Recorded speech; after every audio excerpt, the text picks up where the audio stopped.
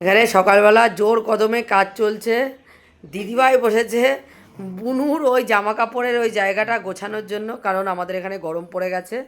দিদিভাইকে বলা হলো যে বুনুর শীতেরগুলো সব বার করে ফেল, অন্য জায়গায় রেখে দেবো। ঠিক আছে, আর দিদিভাইকে ডিস্টার্ব করার জন্য এই যে এরা দুজন অলওয়েজ হাজির। এই যে একজন কি মানে, হ্যাঁ, কালিয়া সেজে মোজা নিয়েছে, আর বুনু বলছে তুই আমার মোজা কেন নিবি, তুই দে আমার মোজা। আর তোজো দাদা বলছে আমি দেব না, তুই যা করার করে নে। বুনুর আর হচ্ছে তোজো দাদার মধ্যে ডাব্লিউ চলছে।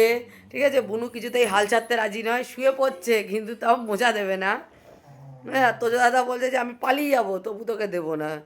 তোজো দাদা পারলে মাটি খুঁড়ে গর্তে ঢুকে যায় মোজা নিয়ে, কিন্তু তাও মোজা দেবে না। আর বুনু নেবেই, বুনু নেবেই মোজা।